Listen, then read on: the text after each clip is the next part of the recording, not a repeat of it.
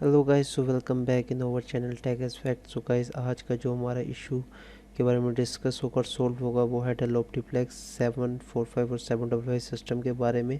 जो इसका इशू है वो है ऑरेंज लाइट स्टेबल, ये हम इंशाल्लाह इसमें सोल्व करेंगे।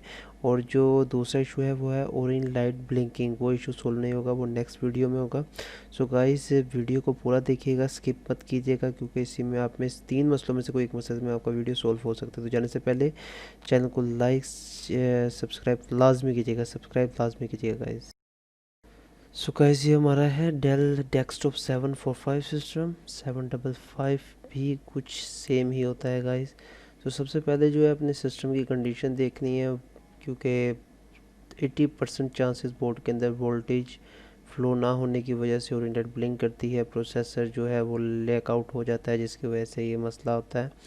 गाइस देखें, इसकी कंडीशन जो है वो कुछ इस तरह से है कि इसके अंदर गंद बहुत ज़्यादा है, कुछ रैट ने कुछ हुए ने इसके ऊपर किया भी वैस वगैरह। तो इसके ऊपर हम सफाई करेंगे। सप्लाई का भी इशू आ सकता है, सप्लाई इसकी है, इसके सप्लाई का भी इशू हो सकता है।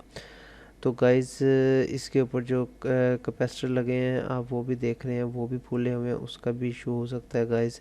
तो हम ये तीनों चीज़ें आज डिस्कस करेंगे। सबसे पहले जो है वो हम इसके जो गंद है वो साफ़ कर लेते हैं। इसके ऊपर थिनर जो है, सेपरेट थिनर, नो पेट्रोल, कोई पेट्रोल वगैरह नहीं डालना। लोग पेट्रोल से या पानी से आप कर सकते हैं, लेकिन पानी बहुत ज़्यादा टाइम ले जाता है, उसको सूखने के लिए मिनिमम 7 से 8 आवर्स चाहिए होते हैं गाइस।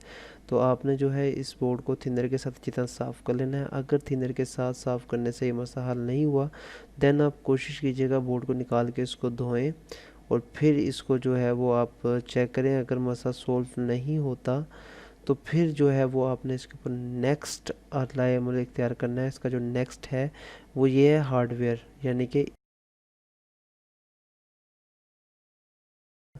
सुखा सुकू लेना। इसकी जो मेन चिप है खासूसन ख्याल रखिएगा, इसके मेन चिप के अंदर किसी भी किस्म का मॉइस्चराइज़र या पानी वगैरह बाकी ना हो। इसको अच्छी तरह सुखा के देन आपने इसको चेक करना, अदरवाइज़ इसको चेक नहीं करना। ये ना हो कि बोर्ड अंदर से इंटरनली शॉर्टेज हो जाए।